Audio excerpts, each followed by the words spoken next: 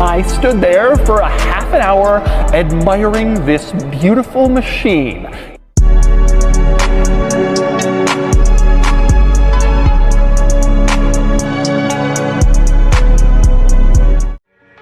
Assalamualaikum warahmatullahi wabarakatuh. Perkenalkan, kami dari kelompok 4. Di sini kami akan membahas tentang Pancasila sebagai sistem filsafat. Di sini saya sebagai moderator. Nama saya Winda Wulandari, NPM D1C023033. Di sebelah saya ada Nama saya Siti Amelia, NPM D1C023005. Nama saya Nisa Wulandari, NPM D1C023039. Nama saya Andika Saputra, NPM D1C023035. Nama saya Susilawati, NPM D1C003. Konsep Pancasila sebagai sistem filsafat. 1. Apa yang dimaksud dengan sistem filsafat?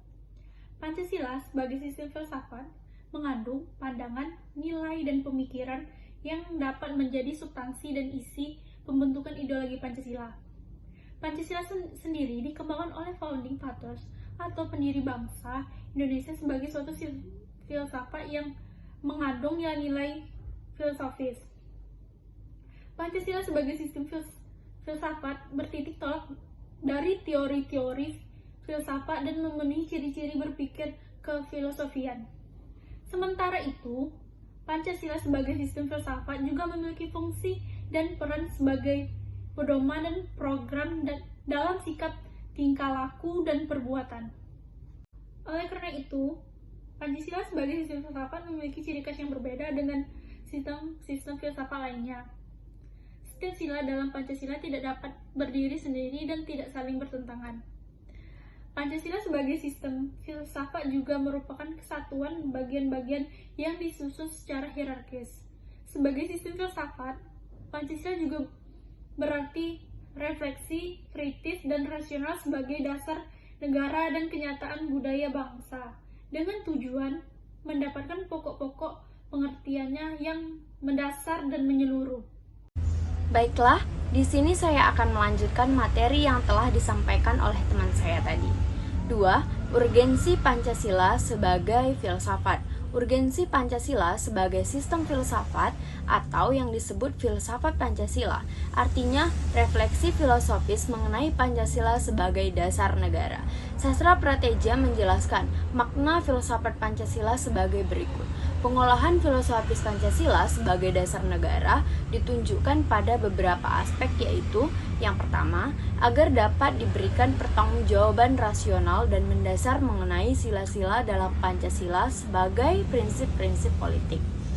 Yang kedua, agar dapat dijabarkan lebih lanjut sehingga menjadi operasional dalam bidang-bidang yang menyangkut hidup bernegara. Yang ketiga, agar dapat membuka dialog dengan berbagai perspektif baru dalam kehidupan berbangsa dan bernegara. Keempat, agar dapat menjadi kerangka evaluasi terhadap segala kegiatan yang bersangkut paut dengan kehidupan bernegara, berbangsa, dan bermasyarakat, serta memberikan perspektif pemecahan terhadap permasalahan nasional. Lantas, apa alasan diperlukannya kajian Pancasila sebagai sistem filsafat? Yang pertama, filsafat Pancasila sebagai genetivus objektivus dan genetivus subjektivus. Pancasila sebagai genetivus objektivus artinya nilai-nilai Pancasila dijadikan sebagai objek yang dicari landasan filosofisnya berdasarkan sistem dan cabang-cabang filsafat yang berkembang di Barat. Yang kedua, landasan ontologis filsafat Pancasila. Pancasila sebagai genetivus subjektivus memerlukan landasan pijak filosofis yang kuat yang mencakup 3 dimensi, yaitu landasan ontologis, landasan epistemologis, dan landasan aksiologis. Yang ketiga, landasan epistemologis filsafat Pancasila. Epistemologis adalah cabang filsafat pengetahuan yang membahas tentang sifat dasar pengetahuan, kemungkinan, lingkup, dan dasar umum pengetahuan.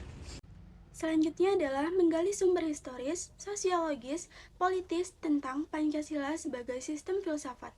Yang pertama adalah sumber historis Pancasila sebagai sistem filsafat yaitu Pancasila dikatakan sebagai filsafat dikarenakan Pancasila merupakan hasil perenungan yang mendalam dari para pendahulu kita, yang kemudian dituangkan ke dalam suatu sistem yang tepat, di mana Pancasila memiliki hakikatnya tersendiri yang terbagi menjadi 5 sesuai dengan kelima sila-silanya tersebut. Lalu yang kedua, yaitu sumber sosiologis Pancasila sebagai sistem filsafat dapat diklarifikasikan ke dalam 2 kelompok. Kelompok pertama, masyarakat awam yang memahami Pancasila sebagai sistem filsafat yang sudah dikenal masyarakat Indonesia dalam bentuk pandangan hidup, way of life yang terdapat dalam agama, adat istiadat, dan budaya berbagai suku bangsa di Indonesia. Kelompok kedua, masyarakat ilmiah akademis yang memahami Pancasila sebagai filsafat dengan teori-teori yang bersifat akademis. Dan yang ketiga, sumber politis sebagai sistem filsafat. Pada awalnya, Pancasila merupakan konsensus politik yang kemudian berkembang menjadi sistem filsafat. Sumber politis Pancasila sebagai sistem filsafat dapat diklarifikasikan ke dalam 2 kelompok. Yang pertama, meliputi wacana politis tentang Pancasila sebagai sistem filsafat pada sidang BPUPKI, sidang PPKI, dan kuliah umum Soekarno antara tahun 1958 dan 1959 tentang pembahasan sila-sila Pancasila secara filosofis. Lalu kelompok kedua mencakup berbagai argumen politis tentang Pancasila sebagai sistem filsafat yang disuarakan kembali di era reformasi dalam Pidato Politik Habibie 1 Juni 2011. Sumber politis Pancasila sebagai sistem filsafat berlaku juga atas kesepakatan penggunaan simbol dalam kehidupan bernegara. Contohnya, simbol burung Garuda. Ini saya akan melanjutkan materi dari teman saya tadi, yaitu membangun argumen tentang dinamika dan tantangan Pancasila sebagai sistem filsafat. Pada era pemerintahan Soekarno, Pancasila sebagai sistem filsafat dikenal dengan istilah filosofis Grand Slam. Gagasan yang dimaksud merupakan perenungan filosofi Soekarno atas rencananya berdirinya Indonesia merdeka. Nah, ternyata Indonesia tersebut mendapat sambutan yang positif dari berbagai kalangan, terutama dalam sidang BPUPKI pertama, persisnya pada 1 Juni 1945. Namun, tentang filosofis Grand Slam belum diuraikan secara rinci, lebih merupakan adugium politik untuk menarik perhatian anggota sidang dan bersifat teoristis. Pada masa itu, Soekarno lebih menekankan bahwa Pancasila merupakan filsafat asli Indonesia yang diangkat dari akulturasi budaya bangsa Indonesia. 2 tantangan Pancasila sebagai sistem filsafat. Pertama, kapitalisme, yaitu aliran yang meyakini bahwa kebebasan individual pemilik modal untuk mengembangkan usahanya dalam rangka meraih keuntungan sebesar-besarnya merupakan upaya untuk mensejahterakan masyarakat. Salah satu bentuk tantangan kapitalisme terhadap Pancasila sebagai sistem filsafat ialah meletakkan kebebasan individual secara berlebihan sehingga dapat menimbulkan berbagai dampak negatif, seperti monopoli, gaya hidup konsumerisme, dan lain-lain. Kedua, komunisme adalah sebuah paham yang muncul sebagai reaksi atas perkembangan kapitalisme sebagai produk masyarakat liberal. Komunisme merupakan aliran yang meyakini bahwa kepemilikan modal dikuasai oleh negara untuk kemakmuran rakyat secara merata. Salah satu bentuk tantangan komunisme terhadap Pancasila sebagai sistem filsafat ialah dominasi negara yang berlebihan sehingga dapat menghilangkan peran rakyat dalam kehidupan berbangsa.